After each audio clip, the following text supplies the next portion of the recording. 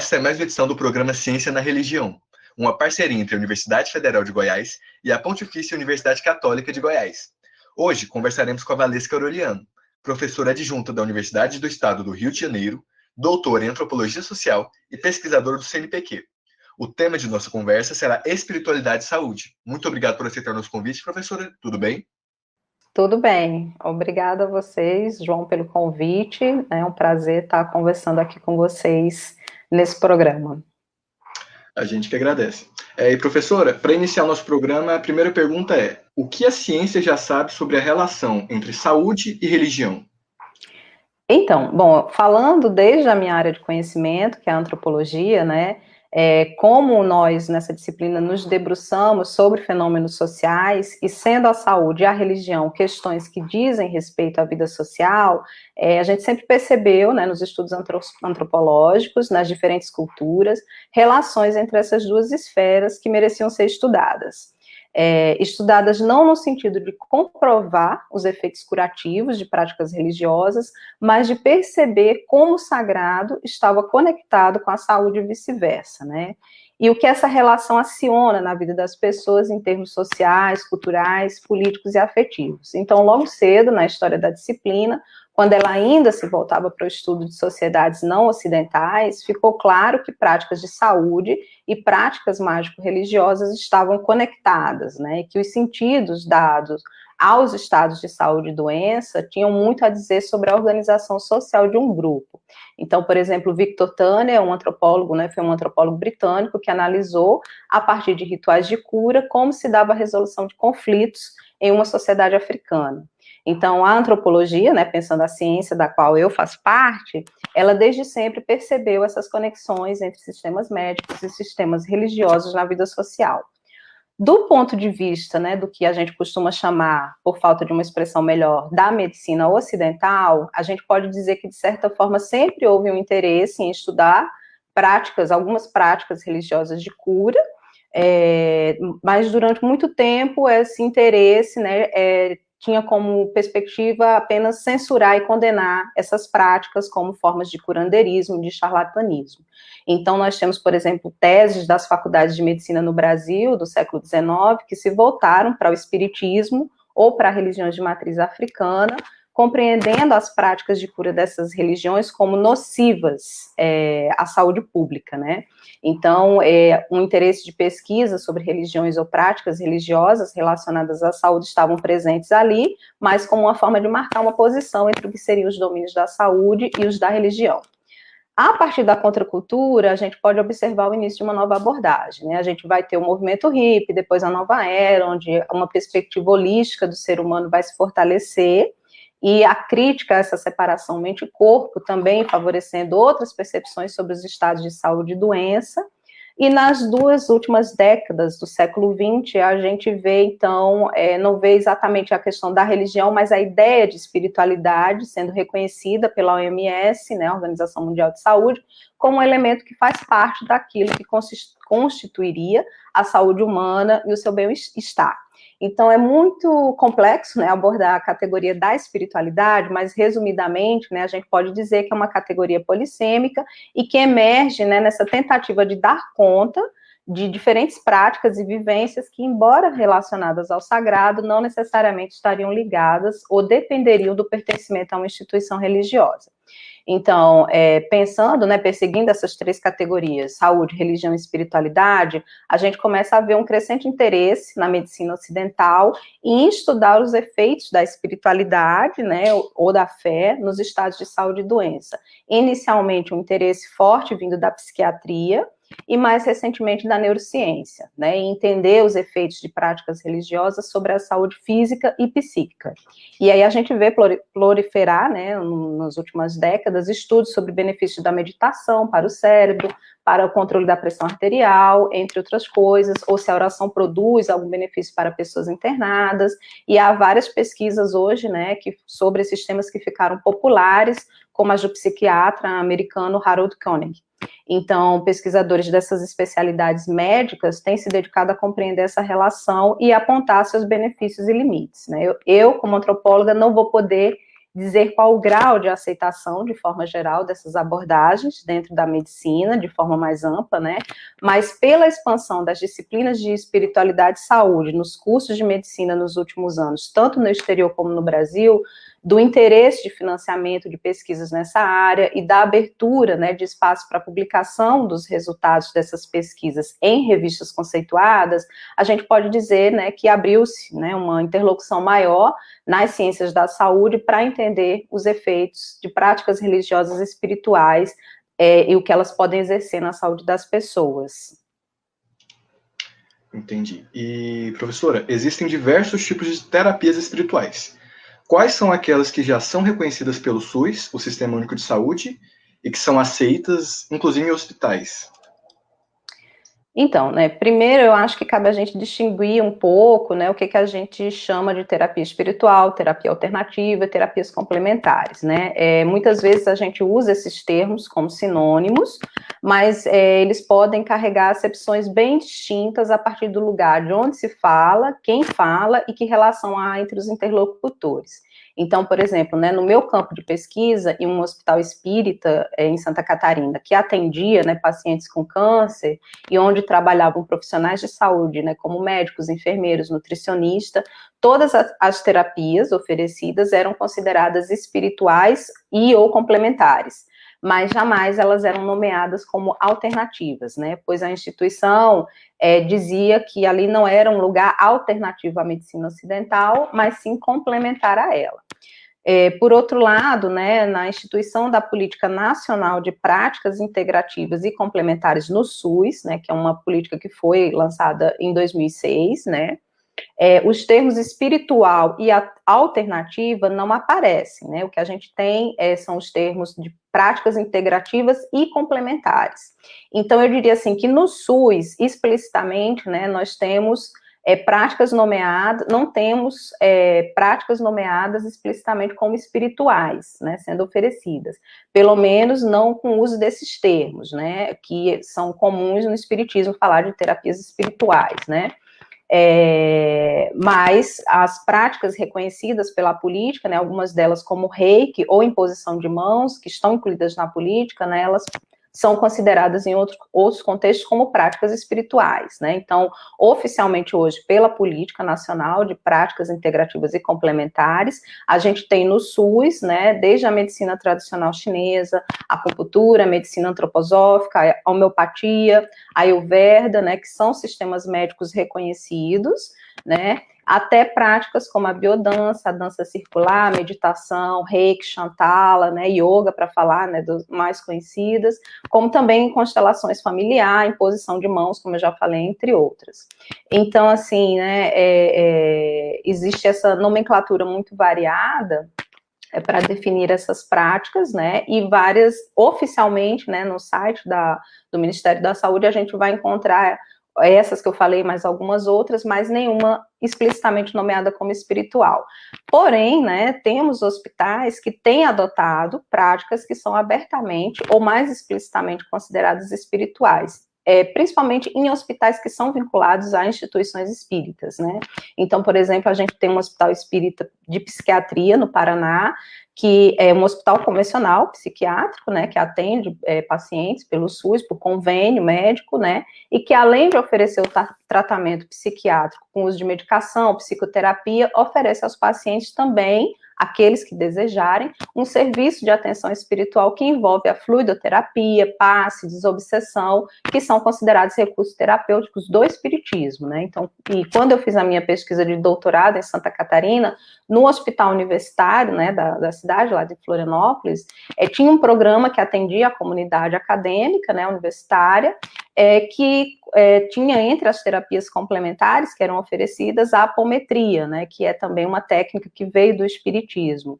Então, a gente tem oficialmente um conjunto de terapias, mas localmente a gente observa através de várias pesquisas, né, que os hospitais inserem terapias espirituais, ou mais explicitamente nomeadas como espirituais, em alguns de seus projetos, em algumas de suas atividades. E o que leva uma pessoa a buscar essas terapias alternativas? Então, são vários fatores, né? Mas de forma geral, principalmente a busca pela resolução de estados de sofrimento e aflição, né? E de reestruturação de uma ordem que foi rompida com a doença, né? Mesmo quando esse problema médico, né, possa já ter sido resolvido com um tratamento convencional, a gente ainda observa, né, a busca por essas terapias alternativas ou, né, complementares espirituais, seja o nome que a gente possa dar, né, na busca dessa recomposição de uma ordem que foi rompida com a doença. Então, a gente ainda tem uma ideia no senso comum, muitas vezes, de que as pessoas que buscam essas formas de terapias, né, elas só o fazem quando a medicina alopática falha, quando não tem, né, na medicina convencional mais nada a ser feito, mais chances de cura, né, algo como a última esperança daquela pessoa, ou quando as pessoas não têm recurso para um tratamento convencional, e isso pode até ser, né, algum dos motivos, mas definitivamente não define a maior parte das motivações das pessoas que buscam essas terapias, né. Pelo menos no meu campo de pesquisa, o que eu observei foram principalmente pessoas que tinham acesso ao sistema de saúde, seja público ou privado, algumas já sem sinais físicos, né, da sua doença, que no caso era o câncer, a principal doença tratada, né, nessa instituição, mas que mesmo assim iam em busca de um tratamento espiritual, por entender, né, que aquilo iria ajudar a construir um equilíbrio emocional que seria importante para aquela pessoa, para a conquista ou para a manutenção da sua cura, por um lado. E, por outro lado, eu vi pessoas que, mesmo fazendo todos os tipos de tratamento da medicina alopática, né, convencional, alternativa espiritual, não podiam se dizer curadas, mas permaneciam, né, frequentando esses tratamentos como uma forma de manutenção de um equilíbrio, né, capaz de permitir a convivência, a vida com o câncer, né, com o câncer para além do câncer. Então, eu lembro principalmente de uma pessoa, né, durante o trabalho de campo nessa instituição, que numa roda de conversas falou que alguém disse assim, ela já estava no terceiro câncer, né, ela tinha tido câncer de mama, depois um câncer em outro local do corpo, e já estava na terceira, né, no terceiro tratamento. E ela dizia que uma pessoa falou assim para ela por que ela ia lá no hospital espírita fazer o tratamento se não estava adiantando. Ela continuava tendo câncer e tendo que fazer tratamento. E ela disse que falou para essa pessoa, mas se eu for usar dessa lógica, eu também não vou mais voltar no médico. Eu não vou mais fazer quimioterapia, não vou mais fazer radioterapia, porque eu fiz uma vez, duas vezes, já estou com câncer a terceira vez, né? Então, a lógica era muito essa de buscar um conforto, né? As pessoas querem se sentir bem, querem sentir conforto no momento que enfrentam uma doença grave, ou querem opções que integrem essas dimensões física e emocional. Então, a busca por essas terapias, eu penso que o maior motivador é o desejo do bem-estar, do equilíbrio, do conforto, né, por formas de organizar a experiência do adoecimento, e, havindo a cura, então, é o objetivo que inicialmente se coloca ali, mas tem uma série de processos, né, dentro dessas terapias, que envolve corpo, mente, espiritual, emocional, né, que fazem com que essas pessoas continuem buscando, mesmo quando elas já estão curadas pela medicina oficial, ou mesmo quando elas não estão curadas, porque isso traz conforto, né. Para outra pessoa pode ser uma forma, né, para algumas pessoas, de se contrapor ao poder médico, que muitas vezes pode excluir o paciente das decisões sobre seu tratamento, enfim, são várias motivações. Certo. E a meditação, ela tem sido apontada como uma importante ferramenta para alcançar a clareza mental, emocional e também ter uma maior estabilidade no dia a dia. Como ela pode ser aplicada nesse cotidiano e na espiritualidade diária? Então, essa é uma pergunta difícil para alguém como eu, que não medita e tem uma mente bem inquieta, né? Mas, assim, eu digo que eu sou eterna aspirante à meditação, porque certamente configura-se como um tempo para si, né? No meio do caos que a gente vive, da rotina cotidiana, mas é algo difícil de se pôr em prática no cotidiano, né? Especialmente quando a gente pensa, né, em pessoas que têm uma rotina em função de sua vida laboral, familiar, né? De dar conta de transporte lotado, 8, 9, 10 horas, né, dedicadas ao trabalho, deslocamento, e conseguir esses 5 minutos, assim, no dia para tentar meditar, pelo menos, né, não é fácil. Então, eu realmente não consigo pensar como aplicar a meditação hoje, por exemplo, nesse contexto de pandemia que a gente vive, né, no modo como as rotinas foram transformadas. Deve haver pessoas que conseguem, mas certamente não é algo simples, né?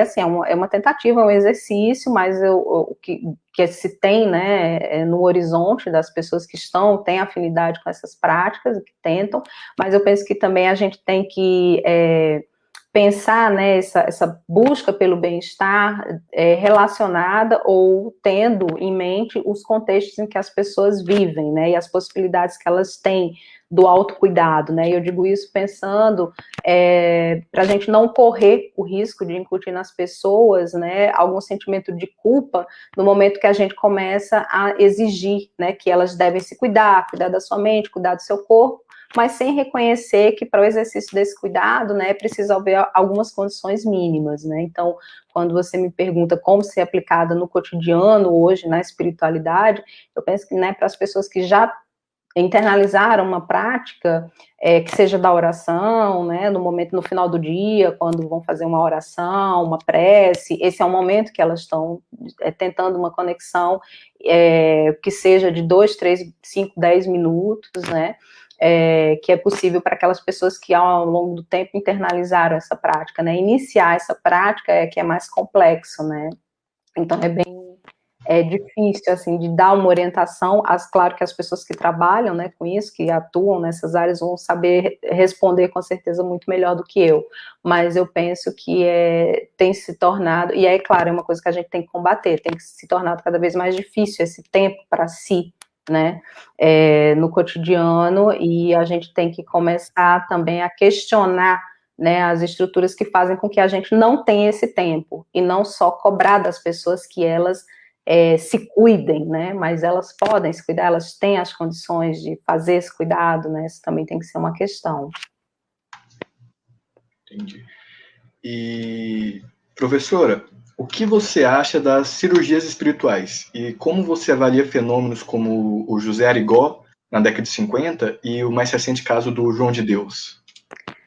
Então, as cirurgias espirituais, elas são um fenômeno que a gente pode dizer que ainda é pouco estudado no Brasil, né? Enquanto na mídia o interesse por essas práticas, ele parece sempre renovado, né? A gente vira e mexe, vê matérias, ou vê a notícia de uma celebridade, alguém que foi fazer uma cirurgia dessa, né? Nas ciências sociais, curiosamente, essa prática não despertou tanto interesse assim, né? E sendo que ela no Brasil, algo recorrente na história, como você bem coloca na pergunta, né, desde os anos 50, pelo menos, a gente tem, né, esses relatos de médiuns, de pessoas fazendo cirurgias espirituais. Então, assim, considerando essa amplitude, né, desse fenômeno e as questões de ordem política, médica, religiosa envolvidas nele, é realmente curioso, né, quando eu fiz a minha pesquisa, observar que houve tão pouca produção ainda sobre ela, né.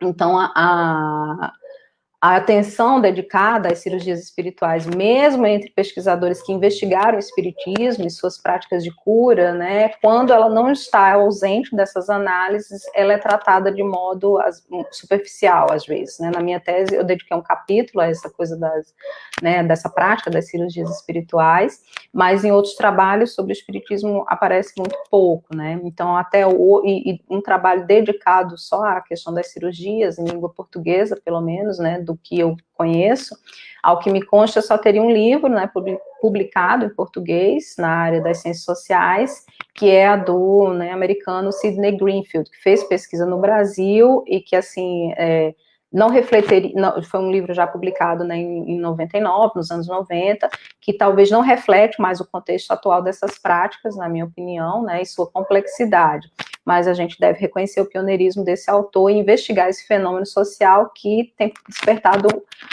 pouco interesse entre os pesquisadores brasileiros, né, e aí pode ser que alguns motivos, né, possam ter levado a isso, como o caráter dramático das cirurgias, né, algumas feitas sem asepsia, sem anestesia, usando facas enferrujadas, né, assim como os processos criminais contra médiuns, incluindo aí o João de Deus, como um exemplo mais recente, esses podem ser fatores que talvez afastaram pesquisadores brasileiros. Mas a gente não pode negar que as cirurgias espirituais são um fenômeno social que ainda merece maior atenção, pela mobilização que ele causa nessa prática, em termos sociais, e aí eu não entro no mérito da sua eficácia em termos médicos, né? Então, não é uma questão para nós das ciências sociais, né? Quando investiga essas práticas, afirmar ou negar se elas funcionam do ponto de vista médico, né?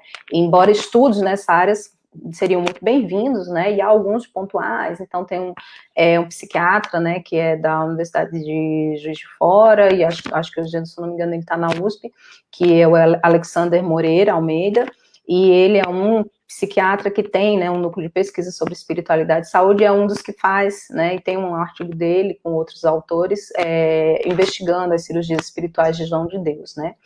Mas, do ponto de vista das ciências sociais, o que nos interessaria mais, né, observando essas práticas, seria entender o que elas fazem funcionar em termos de sociabilidades e agenciamentos individuais e coletivos em torno da saúde. Então, o caso de João de Deus, por exemplo, é exemplar nesse sentido, pois em torno desse médium, né, e das cirurgias que ele realizava, se formou toda a economia de uma cidade, que foi desestruturada com a prisão dele, né. Então, se as cirurgias dele davam certo, se de fato ali havia uma ação espiritual, tendo ele cometido os crimes que cometeu, a gente não tem como responder isso, né? Mas a prática dessas cirurgias, de fato, criou um complexo social na cidade de Abadiânia e um trânsito internacional, né, dessa prática para outros países. Então, do ponto de vista das ciências sociais, da antropologia, é importante entender, né, os fatores que mobilizam as pessoas em torno dessas cirurgias e o que sua prática pode nos dizer sobre os cruzamentos entre os campos da saúde e da religião,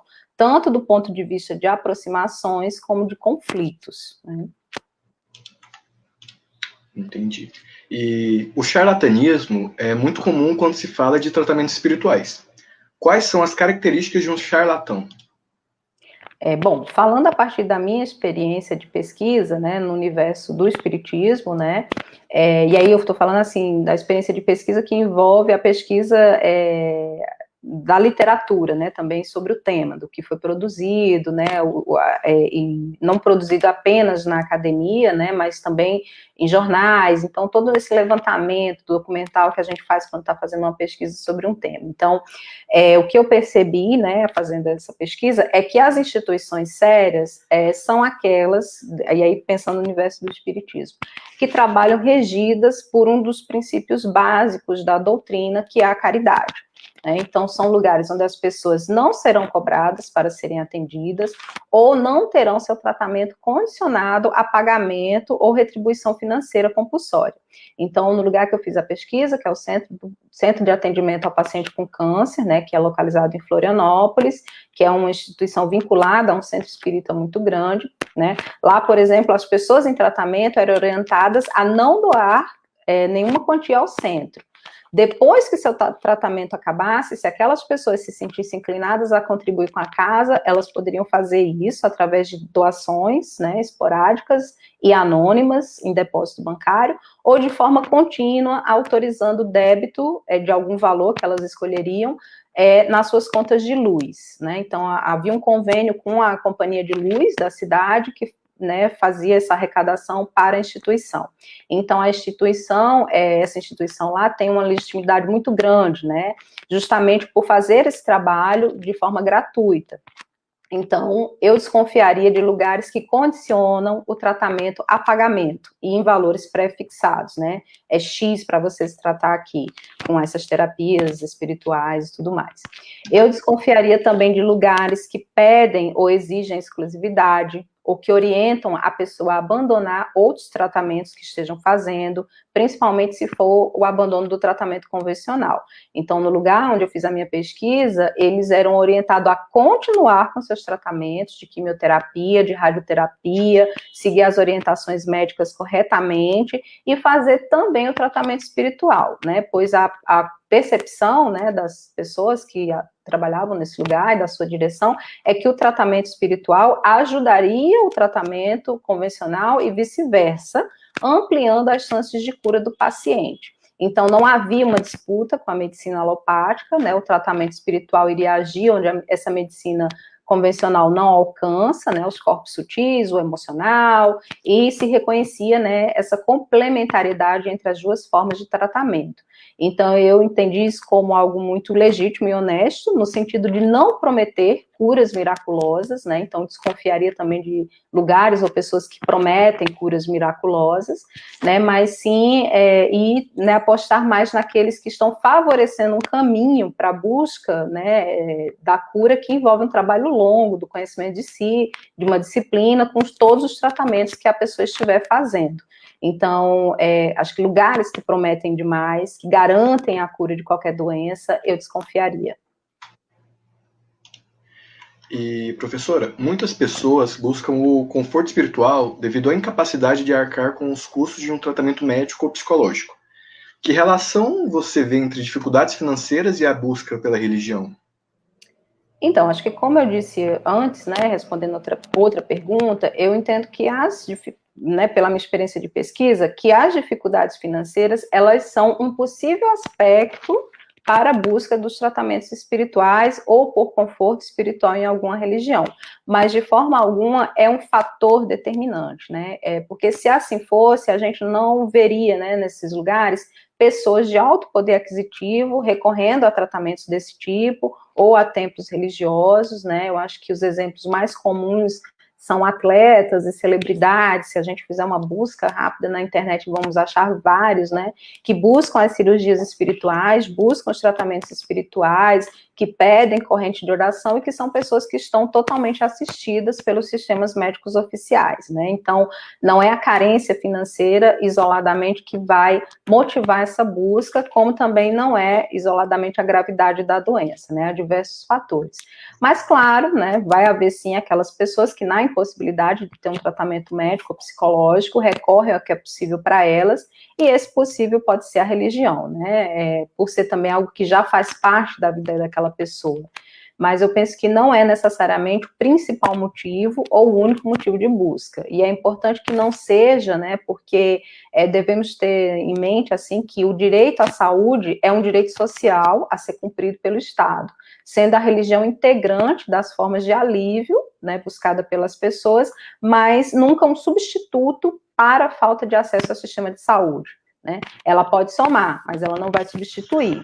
Então, eu acho que é importante frisar isso, especialmente no momento atual, onde a gente tem tantas atitudes negacionistas em relação à ciência, né, aliada à omissão do poder público em controlar a pandemia, e aí vemos pessoas desrespeitar normas de segurança sanitária, algumas vezes com o argumento de que Deus ou a fé as protege, ou que apenas os que não têm fé que pegam a doença, e coisas desse tipo, né, então, eu penso que é um conjunto de fatores. A questão econômica pode estar presente, mas ela não é a única, ou ela não é a principal, eu diria, né, e é bom que não seja, né, porque a gente tem que continuar, não pode a religião substituir a saúde, mas as duas podem andar juntas.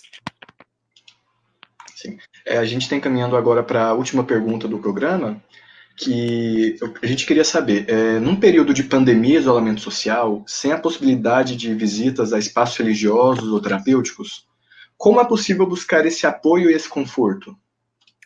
Então, eu penso assim que todo mundo teve que se reinventar nessa pandemia, né? As pessoas nas universidades, nas escolas, os profissionais de saúde, né? Agora a gente tem a telemedicina, a teleconsulta. Então, eu imagino que, e não vou falar de todas as religiões, porque eu não tenho conhecimento, mas eu imagino que as várias, né?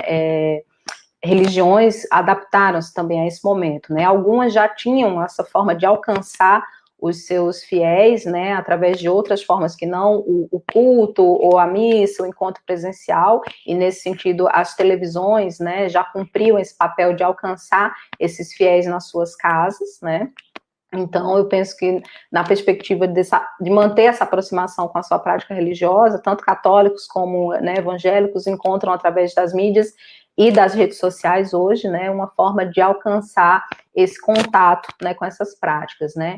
E aí, pensando a partir do espiritismo, por exemplo, né, e especificamente a questão das práticas de saúde, as práticas terapêuticas, né, que esses grupos oferecem, né, o atendimento à distância já é algo comum nos centros espíritas, mesmo antes da pandemia, né?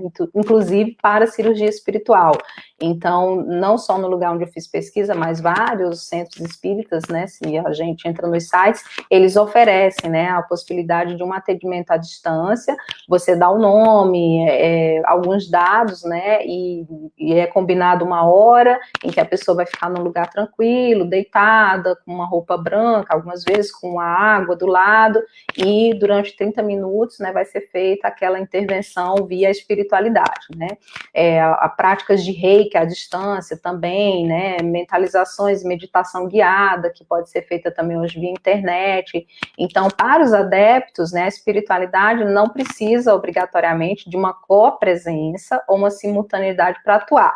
Né, obviamente que com isso se perde, né, um pouco da questão da relação construída presencialmente nesses espaços sociais, que resulta em compartilhamento de experiência e que é algo importante para as pessoas, né, que estão passando por alguma situação de sofrimento e aflição, e nesse contexto de pandemia nós estamos passando por vários, né, momentos de sofrimento e aflição, mas esse contato presencial é interrompido de certa forma, esse compartilhamento de experiência, mas não foi anulada de todo, né, a possibilidade de haver essa conexão, né, considerando os meios que nós temos hoje, que nós usamos hoje. E no caso do espiritismo, o que já era antes uma prática recorrente para ele, né, no lugar que eu fiz pesquisa, as pessoas podiam mandar por e-mail, ou podiam fazer uma ligação e solicitar, né, um atendimento à distância, né, uma cirurgia espiritual à distância, e fazer, recebia umas orientações e cumprir com aquelas orientações e dar continuidade a seu tratamento, até porque a instituição recebia pessoas de várias cidades, né, do estado de Santa Catarina, de outros estados, até de outros países, então essa relação à distância era uma forma de continuar, né, o tratamento quando não era mais possível vir recorrentes vezes para Florianópolis, por exemplo. Né, e em outras religiões eu imagino que as pessoas têm, de alguma forma, buscado manter esse vínculo, né, e essa busca por esse conforto através da religião. Entendido, professora. Muito obrigado, professora. E também a você que acompanhou mais uma edição do programa Ciência e Religião. Fiquem ligados no canal para mais edições. Obrigada mais uma vez, né, pelo convite e pela conversa. Nós que agradecemos, professora. Obrigado.